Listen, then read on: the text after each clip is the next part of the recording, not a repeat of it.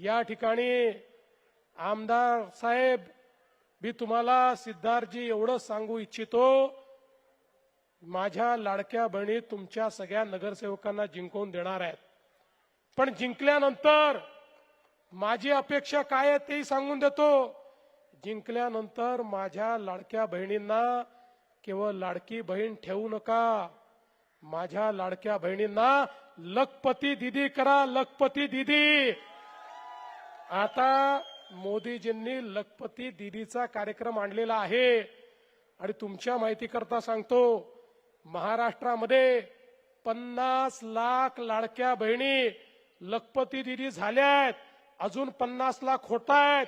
पुढच्या 4 ते 5 महिन्यामध्ये 1 कोटी माझ्या लाडक्या बहिणी या केवळ 1500 रुपयेवाल्या लाडक्या बहिणी राहणार नाही, वर्षाला 1 लाख रुपये कमवणाऱ्या लखपती दीदी होणार आहेत.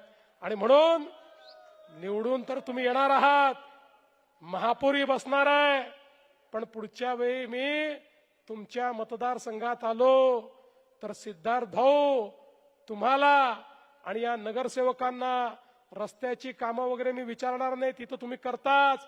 मी तुम्हाला विचारणार आहे, तुमच्या वॉर्डामध्ये तुम्ही किती लाडक्या बहिणींना लखपती दीदी केलं, आणि याच्या भरोशावरच पुढच्या काळात नगरसेवकांना जर पद पाहिजे असतील तर माझ्या लाडक्या बहिणींना त्यांना लखपती दीदी बनवावं लागेल, तरच त्यांना महानगरपालिकेमध्ये पद मिळतील. अशा प्रकारचा निर्णय मी घेतलाय.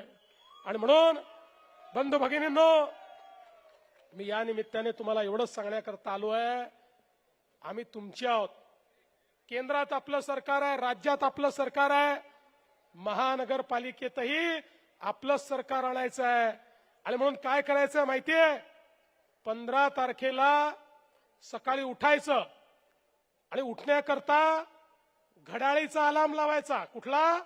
घड्याळीचा अलार्म लावायचा आणि अलार्म वाजला की घड्याळ बंद करायचं, अलार्म बंद करायचा, ते घड्याळ घरीच ठेवायचं आणि मग आपण मतदान केंद्रावर जायचं.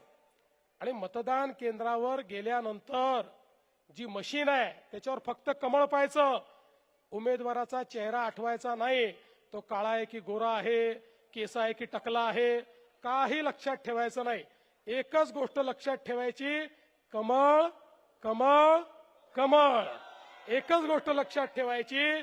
त्या ठिकाणी गेल्यानंतर कमळाचंच बटन दाबायचं, फार चिंता करायची नाही, जिथे कमळ दिसेल ते बटन दाबून बाहेर यायचं. 15 तारखेला तुम्ही कमळाची काळजी घेतली, 16 तारखेपासून 5 वर्ष तुमची काळजी आम्ही घेऊ, हा विश्वास तुम्हाला देतो आणि माझं बोलणं संपवतो. धन्यवाद. जय हिंद, जय महाराष्ट्र. विजयी सभेसाठी संबोधन केल्याबद्दल आपले लोकप्रिय मुख्यमंत्री माननीय देवेंद्रजी फडणवीस साहेब यांचे खूप खूप आभार. सर्व फक्त उमेदवार या ठिकाणी येतील, या उमेदवारांचा